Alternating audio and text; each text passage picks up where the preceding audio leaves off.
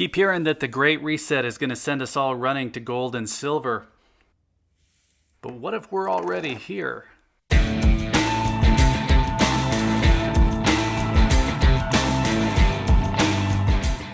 So let's kick this one off with everybody's favorite topic, the Great Reset. And actually, let's just use that to set the topic, and then we'll come back to it, because the relevant thing here at the moment is actually the digital dollar. And if you see people in the comments saying the CBDC is coming, well, that isn't some kind of medicinal oil. That actually means a central bank digital currency, CBDC. And that would be pretty much the opposite of precious metals. Physical gold in particular, it's a hard asset with intrinsic value. It's off the grid, it can't be tracked, and historically its value stays ahead of inflation. All of those things, pretty much the opposite of what a central bank digital currency would be all about. And that doesn't mean that all of us need to be freaked out because a few people are out there telling us to be. It's not a question of whether or not this is rolling out. There are actually 5 pilot programs that have already been announced. That's here in the United States, coming in the next 12 months.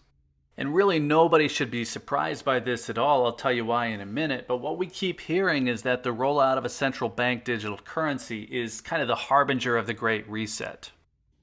And there are a lot of interpretations of what that means, and I would recommend that you go out and do a little bit of research on the original white paper for the Great Reset put out by the World Economic Forum. Now, personally, I think it's crazy stuff. I'm not a fan of universal basic income, and there are a lot of things in that, call it a proposal, it's more of a brief or a white paper, but there are a lot of things in there that I just don't agree with. The idea put out by that organization is that the world could be this utopian place if people didn't have to worry about making money. But there are people who are using that, giving it a little bit of a diabolical twist, and that has been very popular, especially around this part of YouTube. Now you can believe whatever you want, but the part that I'm going to talk about is the part that gets into the value of the dollar and how the value of the dollar will be reset to be worth far less. Now, I've actually heard people throw in statistics as if that makes it more factual. I've heard people say that the wealthy 1% or the wealthy 5% won't be affected, or they'll be affected less. So it's really a wealth transfer from the masses to the few. So from the 95% to the 5% or the 99% to the 1%. That part's pretty ridiculous. And then depending on how hard the person is trying to preach, they might even pull quotes from that World Economic Forum's Great Reset paper, and it'll be like, you will own nothing and be happy. Now, if you think that the government is rolling out a digital dollar in order to transfer money from the bottom 95% to the top 5%, you should stop and consider how government entitlements work, or how the tax system in the United States is set up. And I don't even know if this needs to be said, but the World Economic Forum is not a government entity. They don't make policy.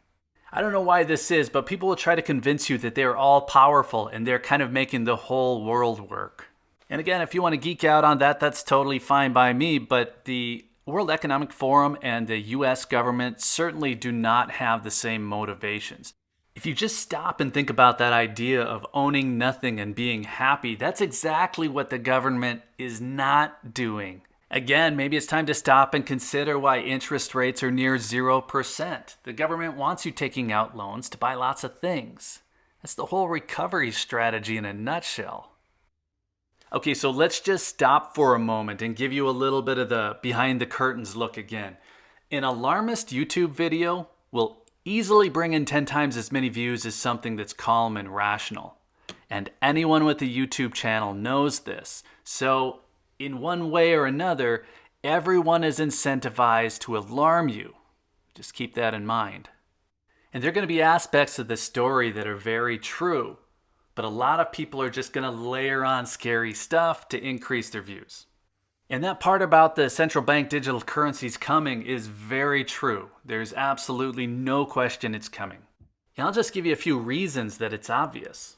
So first of all you have to do is look to China. They already rolled out the pilot digital yuan. And I'll tell you why that's important. The US dollar is used for 88% of foreign exchange trades. Maybe you knew that, maybe you didn't. The yuan is used for about 4%. Now, a digital yuan would hypothetically make it easier to transfer money internationally. So the US is not going to just sit back and watch that happen. So I think one thing to keep in mind here is that for all these reasons we're given about the government or some secret organization wanting to transfer all of our wealth away, there are far more obvious reasons, tangible reasons, that the US government would be motivated to figure this stuff out. So let's talk about privacy. Now that's going to be the biggest concern here. One of the big reasons given for accumulating gold and silver beyond simply maintaining wealth is privacy. Now, I don't know anybody making private transactions with gold and silver today, but that's not because it isn't possible. It just isn't really a problem that's realistic since people can simply use cash. So the motivation for rolling out a digital dollar is not to ban cash, it's not to get rid of your privacy, but it's safe to say that a loss of privacy in one way or another is a probable outcome. And if that's a concern to you, well, then I guess you have one more reason to be buying gold and silver. Here are a couple things to keep in mind, though.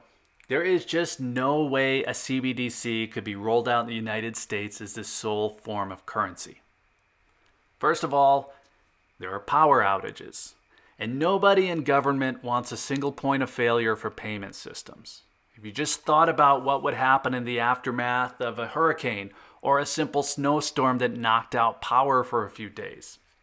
Now, it just doesn't take a genius to figure out that people will need supplies in that time. And in that kind of emergency, if digital payments are knocked offline, cash will still be necessary. Unless, I don't know, the government is cool with seasonal looting. From what I can tell, though, they seem to be against it. Now, second, commercial banks aren't simply going to call it a day and shut down. There will continue to be credit cards. There will continue to be other options from those commercial banks.